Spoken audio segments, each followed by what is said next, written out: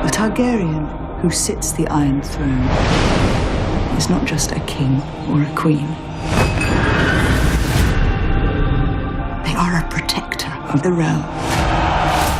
Welcome to the Lord of Dragons. I'm Jack, and this is part 2 of my Season 2 review. There's a huge spoiler warning ahead. If you haven't seen part 1, I highly suggest you go back and watch it. In part 1, we discussed a lot of the things that you know are coming in Season 2 of House of the Dragon, a lot of the things we see in the trailers and previews, and a lot of the things that people are talking about, mainly like blood and cheese and Rook's Rest and Maylee's head being carried through the streets of King's Landing. But there is a whole lot more coming up in Season 2, and I'm looking forward to it, and there's a lot of new characters that'll be appearing in Season 2, and I know you're going to enjoy it too. So let's jump into it. To take a quick review from part 1 of this video where we left off. When we left off, the Battle of Rook's Rest had just happened. King Aegon was badly burned, and Rhaenys was killed. Rhaenyra is still on Dragonstone, recovering from childbirth and Lucerys' death, and she's becoming distraught. The Blacks had the upper hand for most of the beginning of the war, but now the Greens had started feeling the hits until this little change here. This is where things start to turn around for the Greens, but it's going to be a lot of back and forth in Season 2. Either way, we got a lot of great battles to come. So let's get into part 2 of my Season 2 review. You're watching The Lord of Dragons.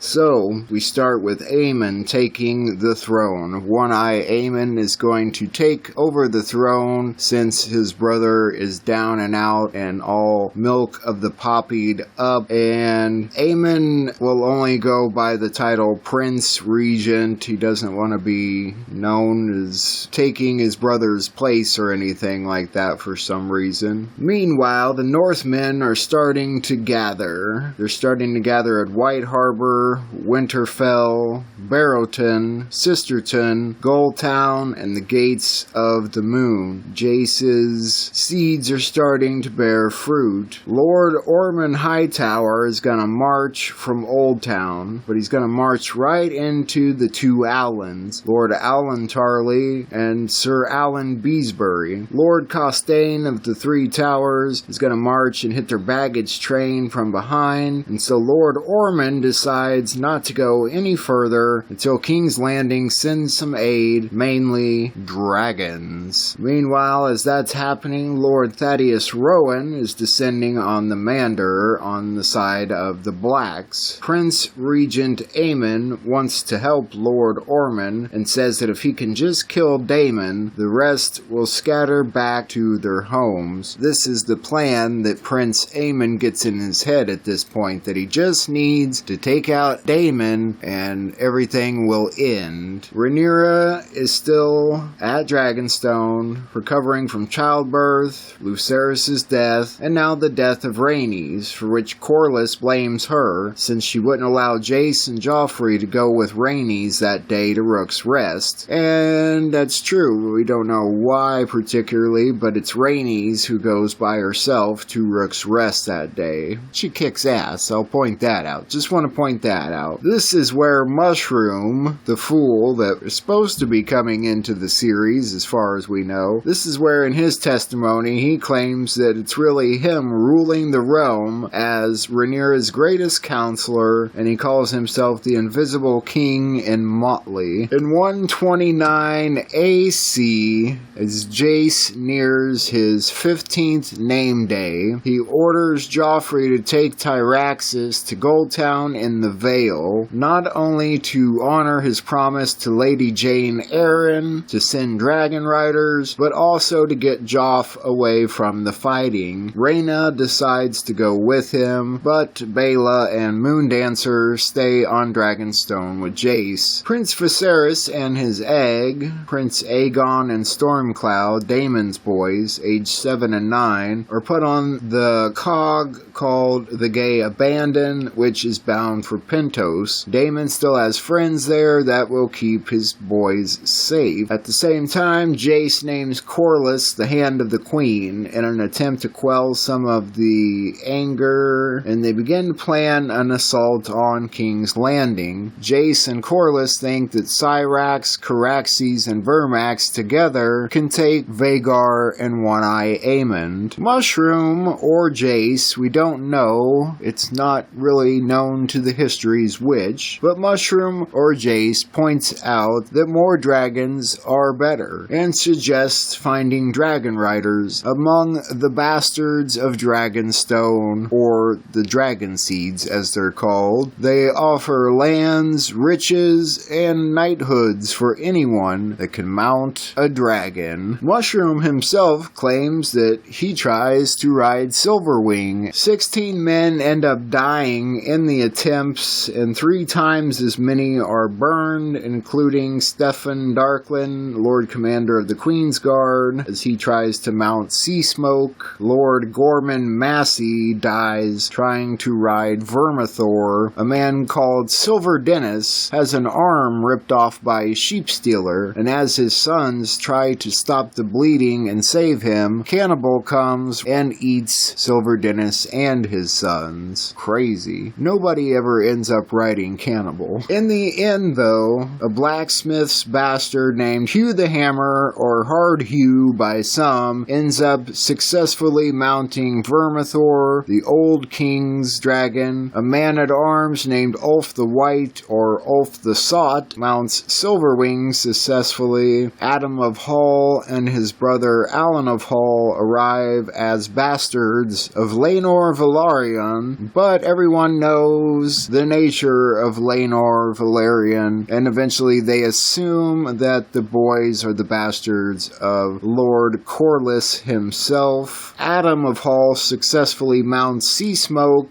and Jace and Corlys ask Rhaenyra to name him Adam of House Velaryon and Alan of House Velaryon as well, and she does. Alan is badly burned by Sheepstealer when he tries to mount Sheepstealer, but he does survive, but barely. And then, of course, we all know that Nettles, a girl from the hills, mounts Sheepstealer by bringing him sheep every day and feeding him and gaining his trust. With 4 new dragon riders, Jace prepares the attack on King's Landing for the first full moon of the new year. Meanwhile, Otto Hightower's plan to make an alliance with the Triarchy finally bears fruit, and 90 ships leave the Stepstones, and they sail right into the Gay Abandon. Prince Aegon is able to escape on Stormcloud, but Prince Viserys is left behind. It would be the first and only time that Prince Aegon III flies, and Stormcloud soon died from wounds taken during the escape. So Aegon III really goes through hell, and for those of you that don't know, he's gonna be the king eventually, and this kid really goes through hell with dragons, so much so that by the time he actually does become king, he literally cannot stand the sight of dragons anymore. The Triarchy continues on with Prince Viserys held captive, and they attack Driftmark. This is going to be the next huge battle we see in the show during season 2. The Triarchy lays siege to Spicetown, and then finally Jace comes to the rescue on Vermax. The other 4 dragon riders appear as well, and they change the tide, but Vermax, however, is caught up on a grapnel as he makes a pass around the boats. He's brought down and then caught up in the ships and drowns, and Jace briefly survives, and as he's trying to climb out of the wreckage, he's shot by crossbow crossbow bolts and is killed. Spicetown is sacked, burned, and is never rebuilt. High Tide and everything within burns as well. It is called the Battle of the Gullet once it's all over, and it's among the deadliest sea battles of Westeros. During all that chaos, no one knows what become of Prince Viserys, whether his ship was attacked or burned. Nobody has a clue, and he's assumed dead at that point. Lord Ormond Hightower is caught between two armies. Thaddeus Rowan of Golden Grove and Tom Flowers, the bastard of Bitterbridge, attack from one area, while Sir Alan Beesbury and Lord Alan Tarley and Lord Owen Costane cut off his retreat. And then suddenly Prince Daeron and Tessarion come to his rescue. And I believe this will be when we first see Prince Daeron. He comes up from Old Town on his dragon Tessarion and saves Ormond Hightower's life. Lord Rowan retreats, Tom Flowers is killed and burned, Lord Costane lays dying, and the two Allans are taken captive. It's a huge win and turnaround for the Greens. At that point, Lord Bar Aemond suggests to Rhaenyra that perhaps they should bend the knee to Aegon II, but of course Rhaenyra refuses. Meanwhile, Aemond still wants to fight Daemon. He thinks that will end everything. He sends Jason Lannister and Sir Criston Cole to surround Harrenhal, and he's gonna fly over and they're all going to try and surround Harrenhal and kill Daemon. The Lords of the Trident begin to meet them in the field along the way, but Prince Daemon receives word of this plan before Aemond ever leaves King's Landing, because Daemon still has friends in King's Landing. On the Red Fork, Jason Lannister battles Peter Piper of Pink Maiden. Try saying that 3 times fast. Peter Piper of Pink Maiden and Tristan Vance of Wayfarer's Rest. Jason Lannister and Tristan Vance are both killed during the battle at the Red Fork. 3 times the River Lords hold the Westermen back, but on the 4th they broke the lines and made the crossing anyway. So that will be the end of Jason Lannister, of course, but we know that Tywin Lannister ends up being around for a long time, and that's something we'll talk about at some point. This next part I'm really looking forward to. As all that's happening, the Red Kraken, Dalton Greyjoy of Pike, has finally made his choice about which ruler he's going to back, and at that point he lays siege to Lannisport as he decides to back Queen Rhaenyra and the Blacks. They burn everything at Lannisport, lay siege, but of course Lady Joanna bars the gates of Casterly Rock, and so they don't try to take Casterly Rock, but they do take a hell of a lot of plunder. At the same time, Lord Wallace Mooton of Maidenpool, with the Crabs and Bruins of Cracklaw Point and the Celtigars of Claw Isle, marched to take back Rook's Rest and to slay Sunfire, who still lays where he fell without his wing and where he's being fed by some of Aegon's men. 70 men, which is about 60 men, are killed before they decide that they're not going to be able to kill Sunfire, and so they all flee. Manfred Mooton goes to find his brother's body, Lord Wallace Mooton, who was killed during this attempt to kill Sunfire. He does find his brother's body burned and charred, but they discover that Sunfire is suddenly gone. He's no longer there, and nobody knows where the hell the dragon with one wing has gone to. Daemon decides to leave Harrenhal finally ahead of Aemond's attack, and where does Daemon go? Nowhere else but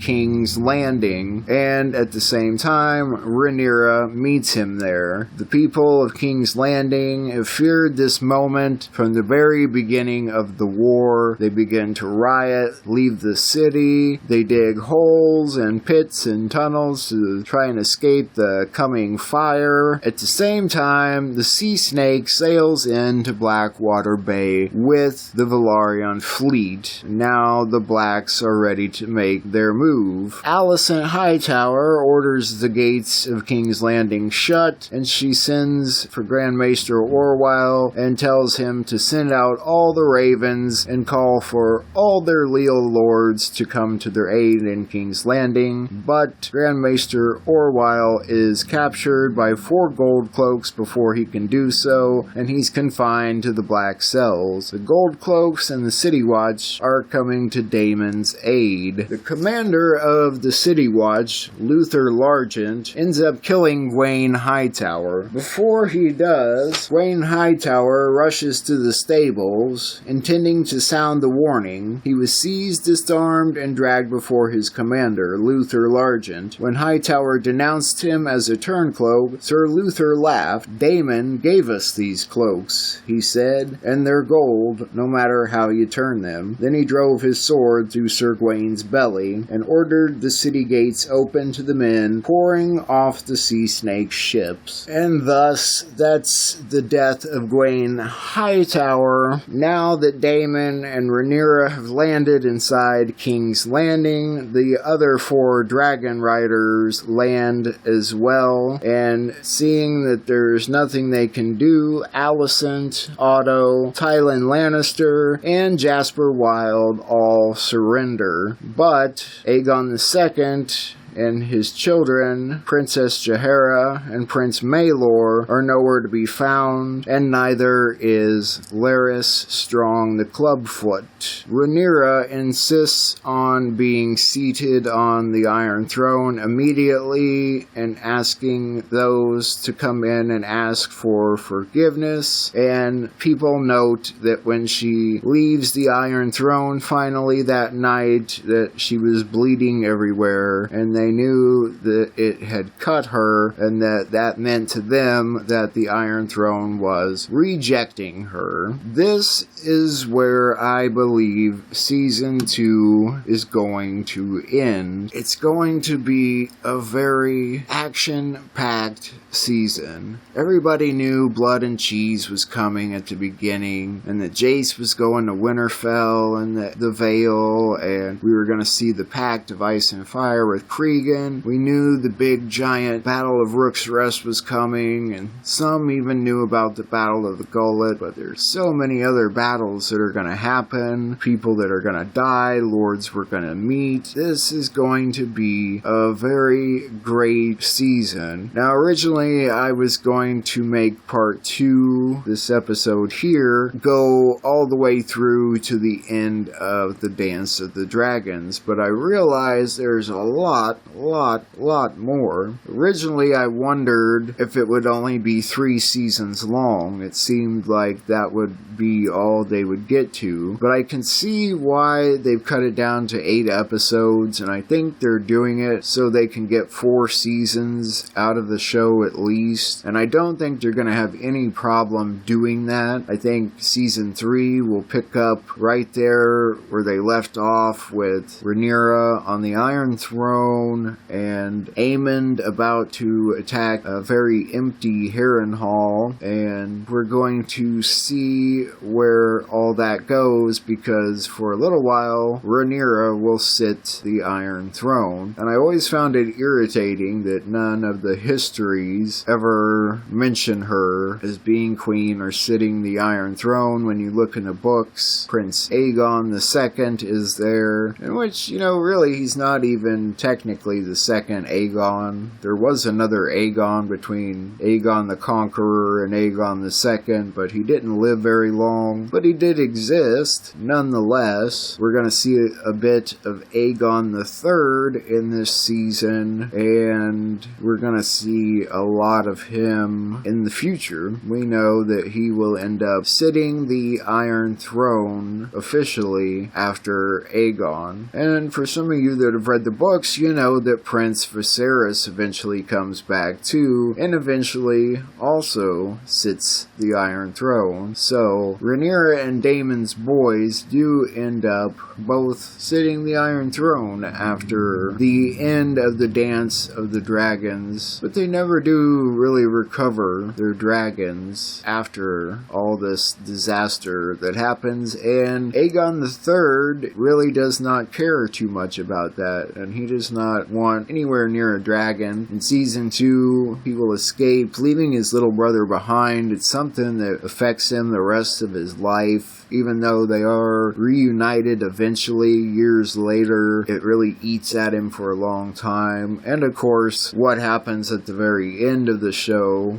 though I don't think that will be the end of the show when we do eventually see Rhaenyra's death and what happens to her. There's quite a bit that happens after that, and so we're gonna see all that. I think we will see where Cregan Stark comes down and makes sure that Aegon III takes the Iron Throne and helps him out the first few days. Kind of takes over King's Landing for a few days or however long. We're going to talk about all that, but I think we are going to see all that in House of the Dragon. I'm really curious to see what's going to happen with this new show, The Night of the Seven Kingdoms. The Blackfyre Rebellion is a huge part of Targaryen history, probably one of the next biggest parts after the Dance of the Dragons. I originally wondered if we would see the Blackfyre Rebellion as another House of the Dragon show, and maybe we still will, but that would be really confusing depending on how far they get into the Blackfyre Rebellion in this new show, The Night of the Seven Kingdoms, because it's set during that time. It's kind of set in the background of those events though, and so I don't know how they'll do it. It would be confusing though if they have certain actors for The Night of the Seven Kingdom and then go back and do a Blackfyre Rebellion as a House of the Dragon show with different actors. I don't think people would like that too much, so maybe they will cover the entirety of the Blackfyre Rebellion somehow in this new show. That would be really awesome. All I know about season 2 that's coming up June 16th is it's going to be awesome. We are going to see more dragons than ever before, flying around, spitting fire. More dragons than you can even imagine are coming. Some awesome battles. I'm looking forward to it. It's only 30 some days away. I can't even believe it. I'm excited. I know you guys are too. I can't wait to see where it all goes. But while we're waiting, we will come back and continue to talk about the Dance of the Dragons and what will now be a part 3 video of this series that I'm making. So I hope you enjoyed all of this. If you did, please like the channel and subscribe. It helps very much with a brand new channel like mine. And I hope you come back and check out what is to come in my part 3 review of House of the Dragon and the Dance of the Dragons more specifically. I do have other stuff that's going to come out relating to the world of Ice and Fire, mainly with Game of Thrones, because even though the show is over, the books are still to come, and you should read the books because it's like a whole different thing than the show. And if you've read the books, you'd be excited about what's to come still, and so people are still talking about all of that, and we are going to talk about that here too. I also have a video I want to make about what the world of Westeros would be like without Ned Stark, who people seem to dislike so very much. People either love or hate Ned Stark, so that's another video I plan to make. So there's a lot to come here on Lord of Dragons, and I hope you come and join me for all of it. Thank you for being here today. I hope you enjoy your evening, and I'll see you again soon. Bye. Trust me, Rip.